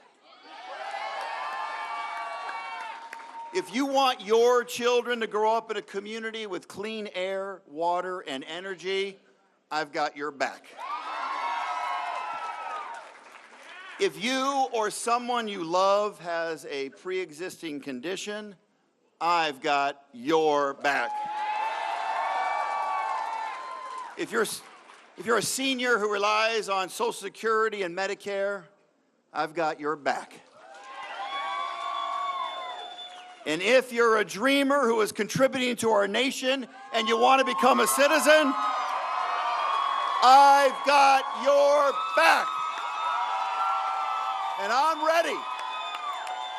And I'm ready to fight. A fight for a clean DREAM Act. We can build a future worthy of our people with an economy that works for everyone. But to do it, we have to get past this divisiveness. We have to work together. We must seek solutions, not sow discord. That's what this campaign for Congress has been all about. All right, that was former Phoenix Mayor Greg Stanton speaking. The Associated Press has called the race for him to be the winner in Congressional District 9. And just moments ago, actually, President Trump tweeted, "Tremendous success tonight. Thank you to all." So a lot of celebrating on both sides. Absolutely. So now we're going to take it back down to our First Amendment Forum on the downtown campus with reporter Edgardo Lozoya as he's hanging out with some of the students. Edgardo, what do you have for us?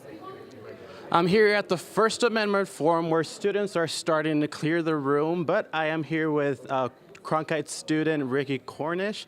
Ricky, in light of the 2016 election with Donald Trump, a lot was said towards journalists. Did any of that affect your decision to pursue journalism? Did it motivate you in any way?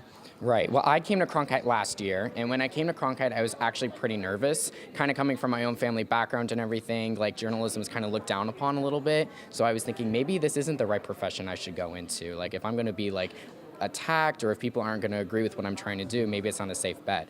But in the first class, Dean Callahan came into the classroom and said, this is the best time to be in journalism because now it's more important than ever to be truthful, to be objective, to report the facts, because now more than ever, people are actually really paying attention to the news and making sure we get it right and unleashing all those stories. So now, after hearing that, this whole time I've been at Cronkite, I've just been pushing myself to be a better reporter, get the correct news, check my sources, do everything that a journalist has to do to get the correct story. And how important do you think it is to use your voice to be a voice for those who don't have one? Oh my gosh, that's basically why I do journalism. I mean, my thing is I love hearing other people's stories, and if I can be somebody who can get the word out about the amazing things they're doing or the horrible things they've experienced so other people can learn about those things, that's the main reason why I pursued journalism in the first place. Kind of like what we're doing right now, I love interviewing people and hearing what people have to say and then broadcasting that to a larger audience to get people to get their feedback. Yeah, for sure. And why do you think these parties that we're having here at the Cronkite School are so important to those who are pursuing a career in journalism? I think they're everything. I mean, this is bringing together everybody to learn about what's really happening in our country. I mean, there's so much happening literally right now all across the country. So coming together and taking note of what's happening and where the country's going to be at for the next 2 years, 4 years, 6 years, whatever it may be, we're all learning about what's going to happen right now. So coming together and kind of getting a first glance at what we can expect for the future is really important. So that's why I'm so glad the Cronkite School is having events like these. Okay, thank you so much, Ricky. Live from the First Amendment Forum, I'm Edgardo Lozoya with Cronkite News. All right, Edgardo, it's great to hear from so many students who are watching and participating in tonight's election, watching it play out. Absolutely, and now we're gonna send things back over to our Washington bureau with reporter Lillian Donahue. Lillian? Thank you. As we've said before, tonight is a night of firsts, and that also means a night of firsts for Native American women. We have our very first Native American woman who has been elected to U.S. Congress. Her name is Sharice Davis, and she has run in Kansas's 3rd Congressional District. She's a part of the Ho-Chunk Nation in Kansas, and she is a Democrat, and she will most likely be joined by a friend of hers out in New Mexico, who is Deb Holland. She's running in the 1st District. She's also a part of the Laguna Pueblo tribe, also a Democrat. Now, right now, we have 2 Native American men in Congress. They're both Republicans from Oklahoma. However, there had not been a Native American woman until tonight. From Washington, Lillian Donahue, Cronkite News. Lillian, thank you so much. It seems as though we're just making history across the nation tonight. You know, we have Native American candidates who are taking positions, as well as here in Arizona with, a female who will be the first senator of the state. And we're also looking at the Phoenix mayor's race tonight. There's 4 candidates, and Samantha Lomibao is tracking that in our broadcast center. Sammy? Thank you, Bryce. Here's an update in the special election for Phoenix mayor. Right now, Kate Gallego is leading with the 45% of the votes. Daniel Valenzuela is second with 26% of the votes. Moses Sanchez with 19%, and Nicholas Sarwark with 11%. We'll have more updates on the mayoral race throughout the night. In the broadcast center, Samantha Lomibao, Cronkite News. All right, Samantha, thanks so much. Our Cronkite News team based in our Washington bureau is looking at the national picture. Let's go to Capitol Hill now and check in with Imani Stevens. Things are looking good for Democrats. They have won the U.S. House of Representatives, and the results are showing that Republicans are still controlled for the Senate. Republicans have controlled the House, though, since 2010, and Democrats needed to gain 23 seats to move back on top. But based on early gains, Fox News and NBC are already projecting that Democrats will gain enough seats to recapture their majority tonight. Other news outlets have not followed suit. We won't know for sure until after the results for California are in, and the results will be in Arizona at 9 p.m. In Washington, Imani Stevens, Cronkite News. Thanks, Imani. When the polls closed at 7 p.m. tonight, there was still a long line of voters at the ASU Tempe campus polling location. Now, over 2 hours later, almost everyone in that line has cast their ballot. Things are winding down here at the ASU Tempe campus. We now have less than 10 people in line, while everyone is casting their final votes inside and outside in the booths. In Tempe, Alexa Avila, Cronkite News. Great update from Alexa. We're going to now go back down to our First Amendment Forum with reporter Ashley Mackey. Ashley, what do you have for us? Thank you, Tanaya. I'm standing here with Evan Liss, a freshman ASU student from New Jersey but registered to vote in Arizona. Can you tell me about what it was like registering? Yeah, I mean, it was quite a bit of a process, honestly. I was expecting it to be really easy from what I'd heard, but I never ended up registering in my own state of New Jersey, but I'd come here and I knew that the race was really important here. It was more of a purple state at this point, or from what I'd been hearing, and so I decided to register in Arizona. It was kind of actually like quite an ordeal, and I ended up registering on the exact last day that I could, but the recorder's office, everyone there was really supportive, so a big thank you to everyone there, because you guys really helped me out and made sure that my voice was heard in this state. It's a really important election for the whole nation, honestly. And what kind of impacted your decision to vote in Arizona versus your home state? Yeah, I mean, number one, I think I love the state of Arizona. I mean, I moved here. I came here for education reasons, because Cronkite is such like a great school, and Arizona State is such a fantastic university on a research level, and just like the people here are awesome. And then I also, as I said before, Arizona is more of a purple state.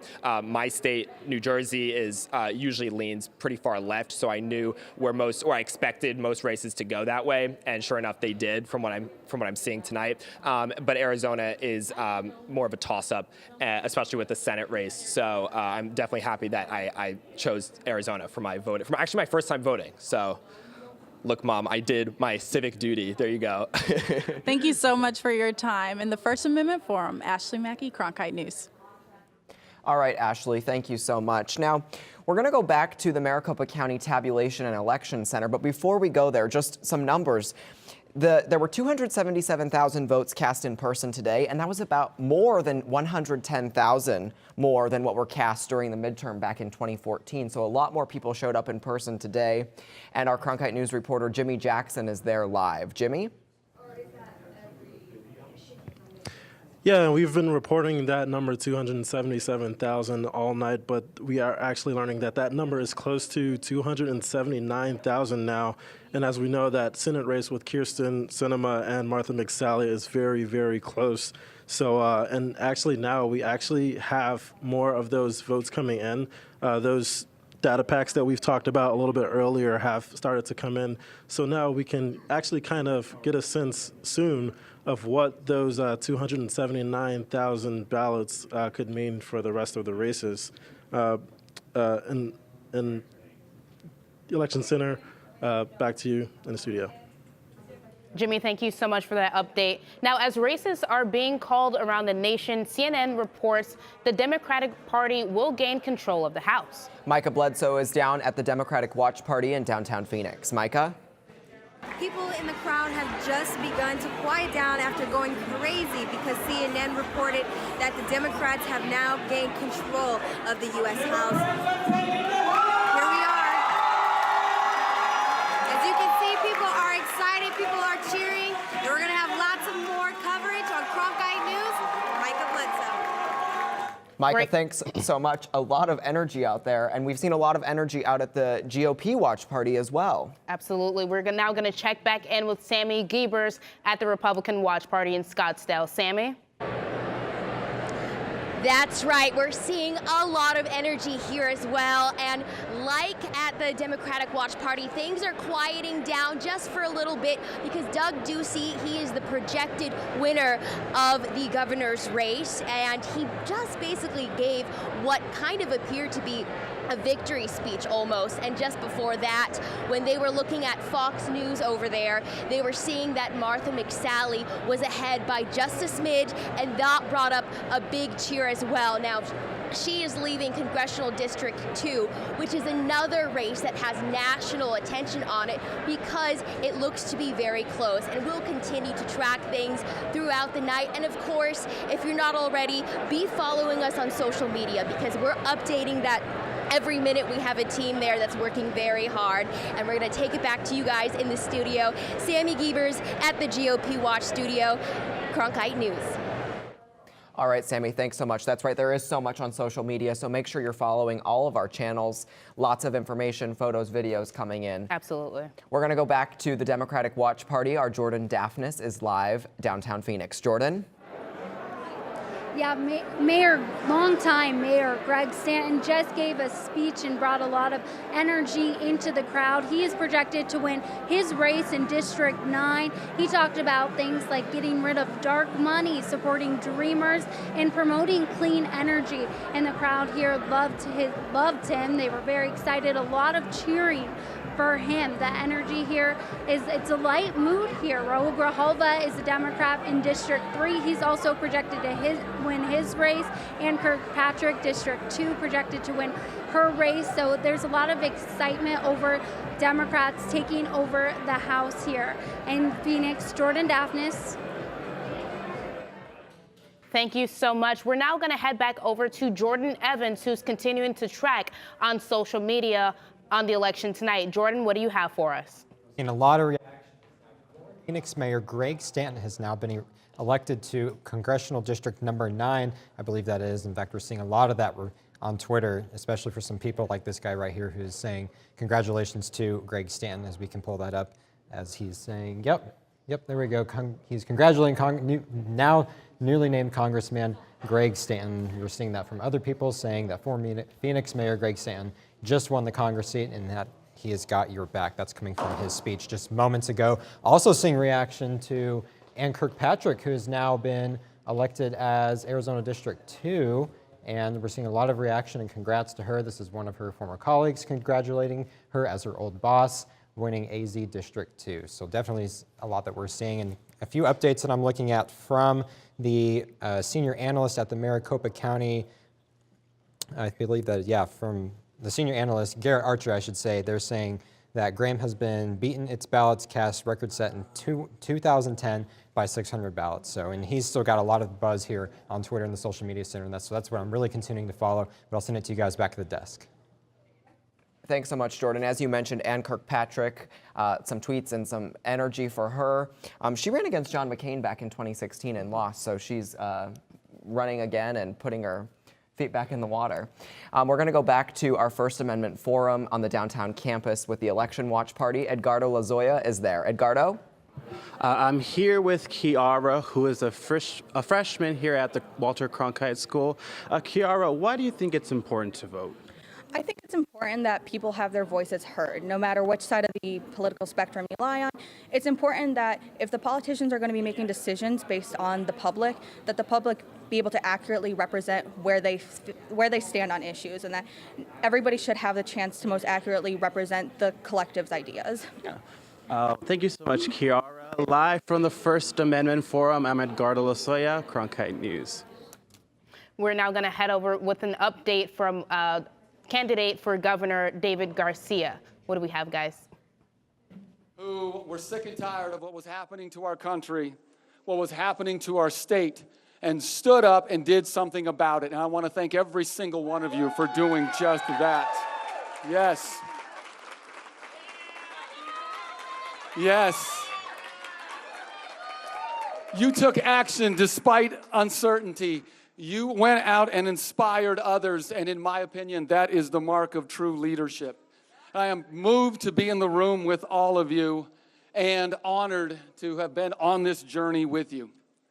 Folks, we came up short tonight, and I called Governor Doug Ducey to congratulate him on his reelection and to wish him the very, very best with the number of important issues facing our state.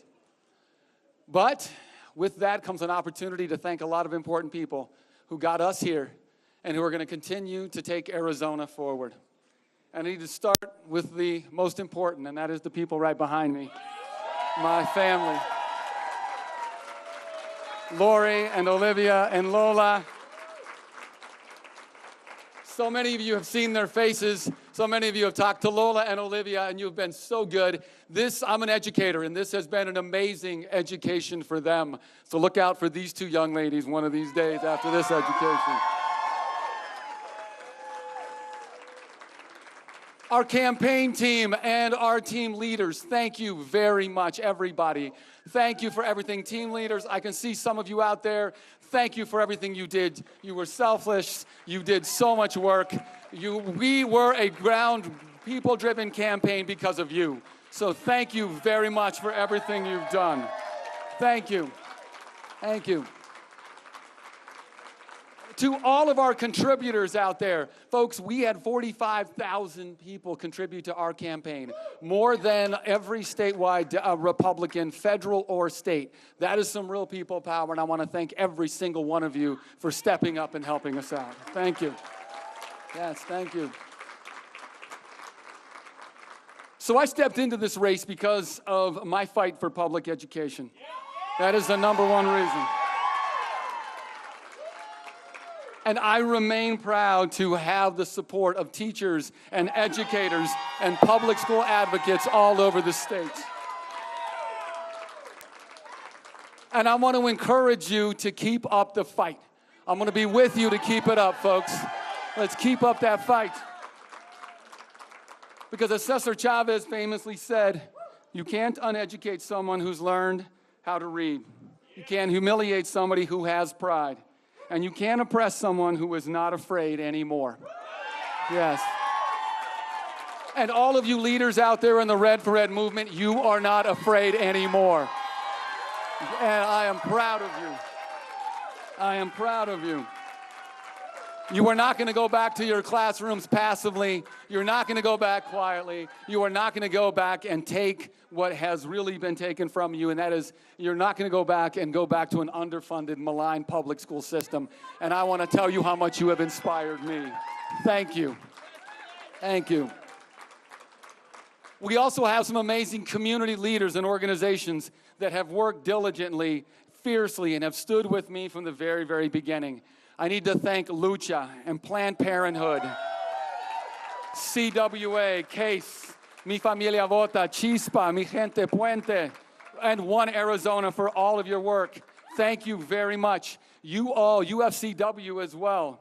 I am forever indebted to you, and I am inspired by this network of progressive and bold leaders. You are setting a course for the future and the kind of future that we want to see in our state. And earning your trust and support has been one of the most important honors for me. You are going to continue to lead our party forward. And some of the wins that we are going to see tonight are due to your efforts. So thank you very much, all of your community leaders. Thank you. You've been listening to Democratic candidate for governor David Garcia. He just announced that he called to congratulate Governor Doug Ducey on his re-election. And obviously expressing a very thankful tone to everyone who supported him. We're going to go now to the Republican Party Watch headquarters. Attorney General candidate Mark Brnovich is speaking live there. Wife and beautiful baby, my family's here. Actually, there's my mother-in-law. It's funny, I tell people this all the time. One of the keys to a successful marriage or relationship, when my wife and I got married more than 21 years ago, we had an agreement. When we had an argument, 50% of the time, yes, thank you. 50% of the time, she was right, and the other 50% of the time, my mother-in-law was right. So,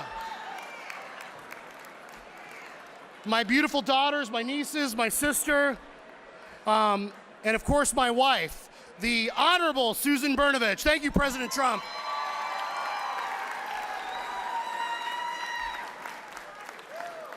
I'm so fortunate and blessed to have been raised here in Arizona, and I want to say my mom's here. Some of you may know my mom. There she is. She was born in the former Yugoslavia, lived through World War II. We got a lot of folks here from my church. And I will tell you what, when you're a first-generation American, you appreciate how great this country is and how fragile freedom and liberty is. And so we have an obligation to get back to this country. And we have an obligation to enforce the rule of law. That's what I've tried to do as the Attorney General. And one of the things I'm so thankful about tonight is my mother can now watch The Price is Right again. I don't know.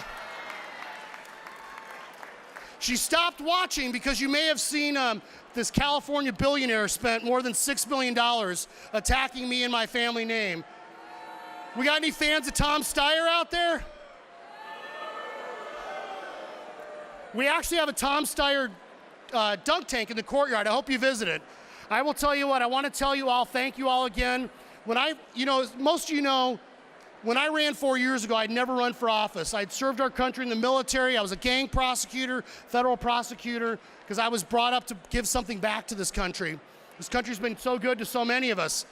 But I will tell you what, when I ran 4 years ago, I said that people would say you can't win, you're the underdog. People can't even spell your name, they can't pronounce your name, which of course is true. So I said here 4 years ago when we were out here that if I won, I would buy a vowel.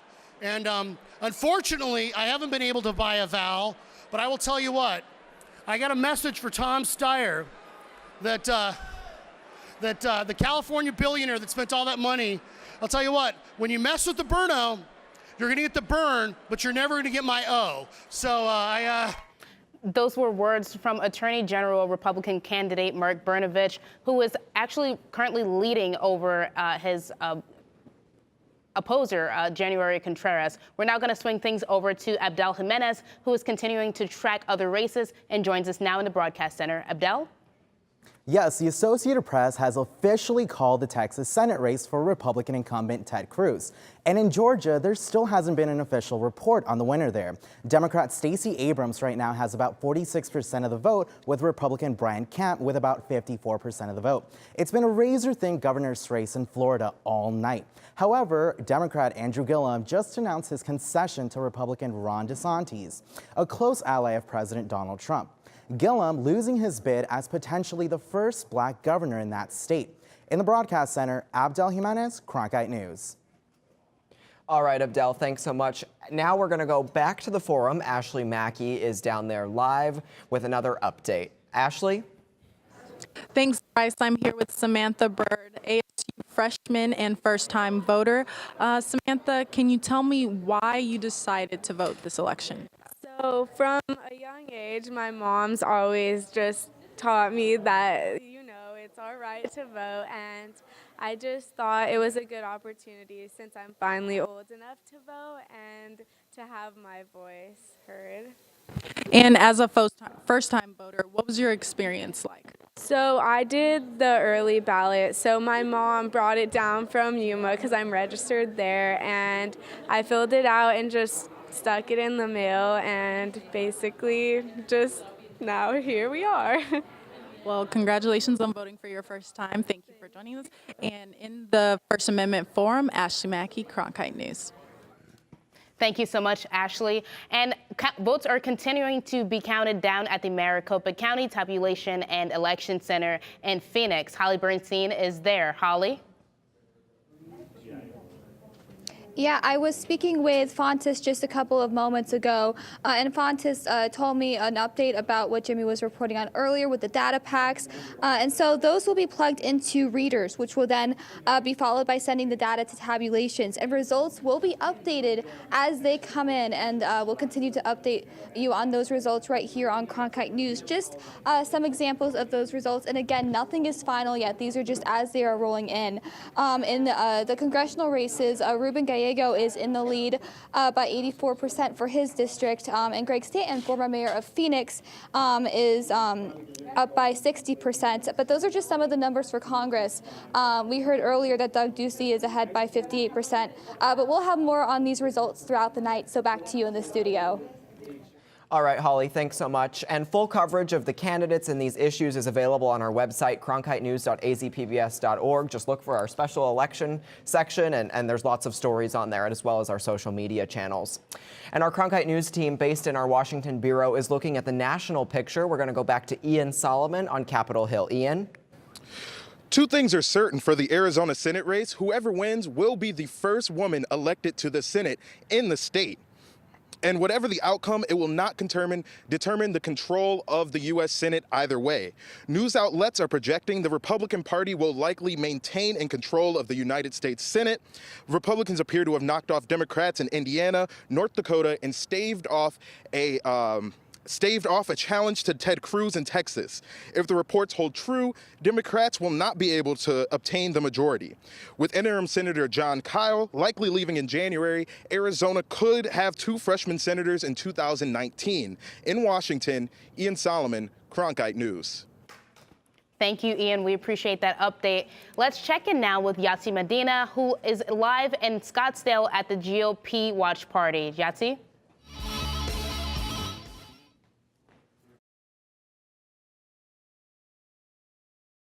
Several Republicans who are Latino.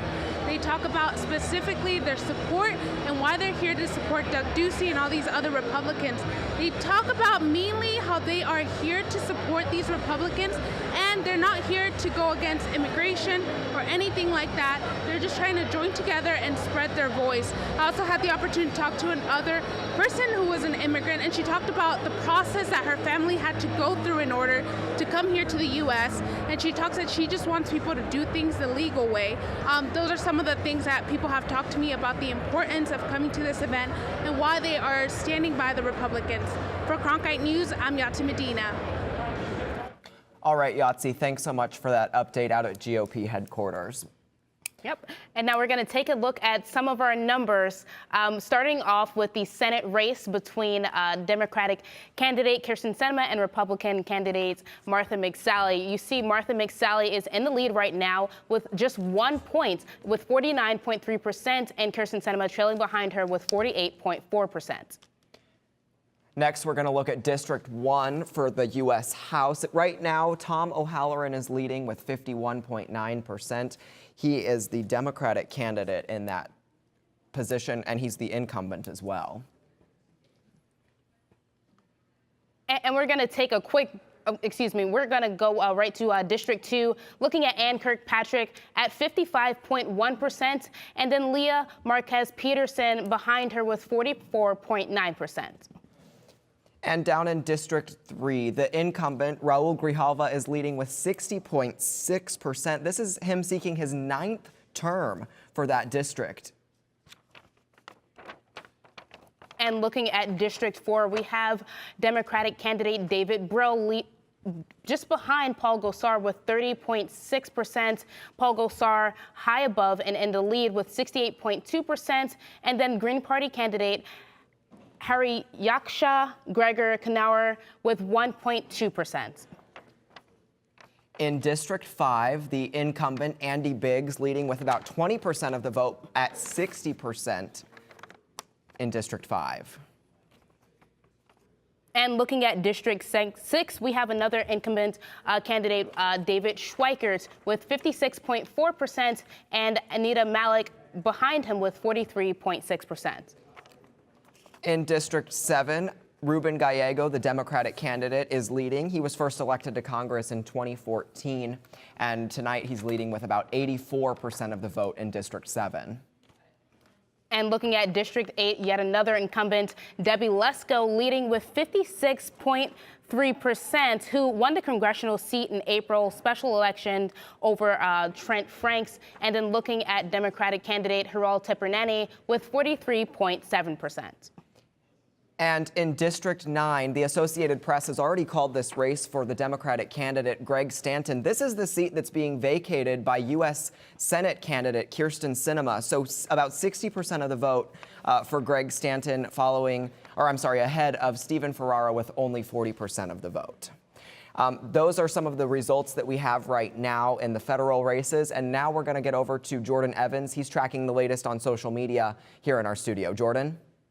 Thanks, Bryce. As I take one last look at social media tonight as we track election 2018, Garrett Archer, the senior analyst of the Secretary of State's office, is saying that Navajo and Santa Cruz counties, they're still incoming, but they expect to be in soon. But I want to turn our attention back to former Phoenix Mayor Greg Stanton. This was a tweet that he put out just moments ago, and he wanted to congratulate everybody and his supporters. As we can take that full screen, he says, "I'm humbled by the results tonight in Arizona's 9th Congressional District and so honored to serve as your next representative in Congress. Thank you to Steve Fernand for running a competitive campaign." And then he replied to that thread and said, "Our vision hasn't wavered. Build a future worthy of our people with an economy that works for everyone.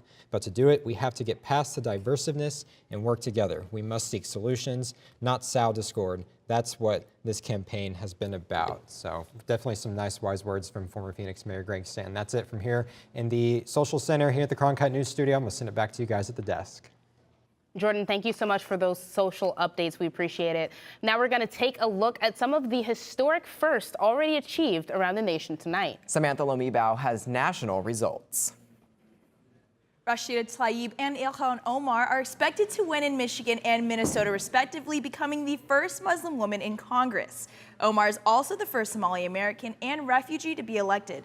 Alexandria Ocasio-Cortez has become the youngest woman ever elected to Congress as well, representing New York's 14th district at only 29 years old.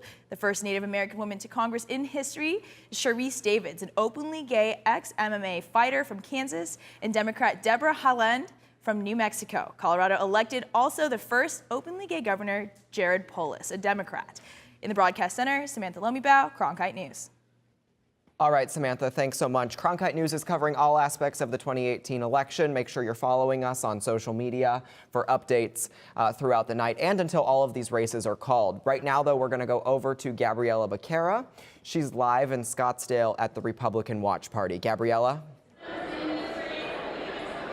Yes, the AP has projected Doug Ducey as the winner of the governor race in Arizona, and moments ago on stage, he said that David Garcia called to congratulate him on their race. I was backstage with them, and they spoke about what he's going to do when he gets into office among issues of education and border security. He talked about the trade with Mexico. He said one of his first trips, international trips of his governor this election will be to Mexico soon.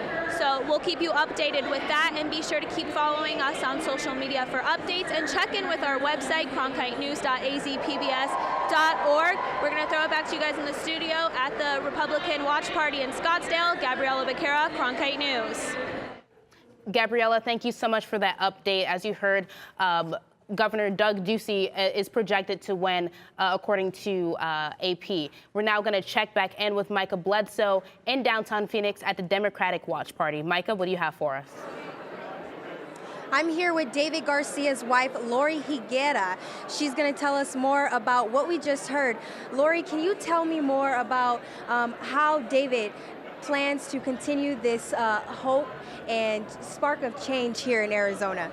Absolutely. Well, as everybody knows, hopefully David is an educator at heart, and that's what got him into the race, and that's what will keep him into just this journey that we're on, because it's not over, I think, for him or many of the people that supported us until we see that public education is getting its fair shake.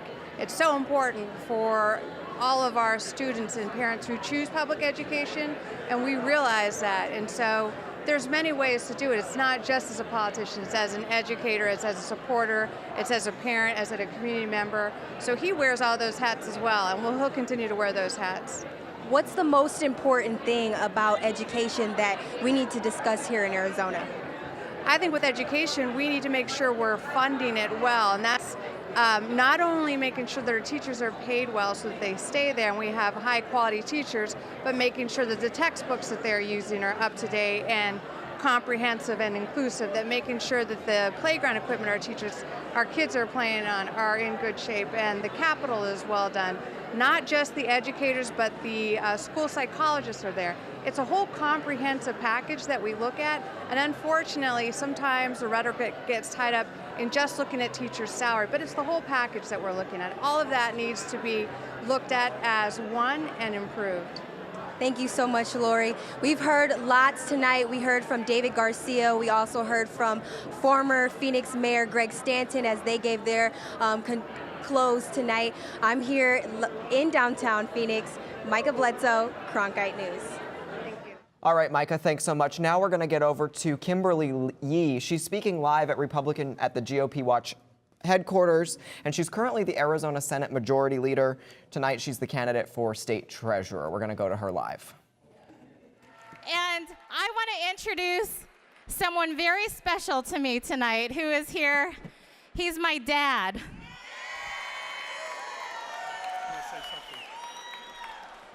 From Pittsburgh, Pennsylvania, born and raised in the heart of downtown Pittsburgh, Jack Yee.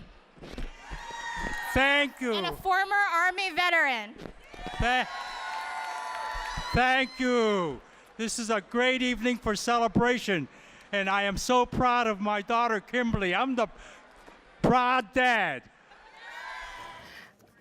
Nice to hear from Kimberly Yee. We're now going to go head on over with Jordan Daphnis, who's at the Democratic Watch Party with Greg Stanton, who has a few words for us speaking.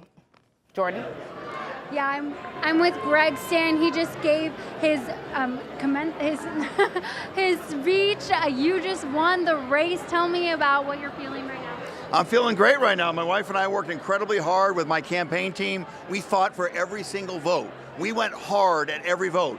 Democrat, Independent, and Republican. And the overwhelming win we got tonight shows that each of those folks responded. We got an overwhelming number of Republican votes here tonight. So I'm feeling really good. Our message, which is I'm going to work in a bipartisan way, a results-focused leader. That's what I did as mayor. People can trust me. That was our message, and obviously it resonated very well with the voters tonight.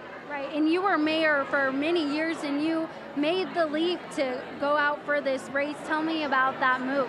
Well, look, I love being mayor of the city of Phoenix. It's a great job in public service. But you know what? I often complained about Congress. And finally I said, I got to stop complaining. I'm going to do something about it. So when this opportunity came up, I jumped right in. I want to be a leader on infrastructure investment because Washington hasn't done enough on that. I want to be a leader on comprehensive immigration reform. And we need to be leaders on the issue of climate change because the president has taken us away from that. And we need to fight with people with pre-existing conditions and get dark money out of our elections. All right, thank you so much. Thank you so much. Greg, back to you.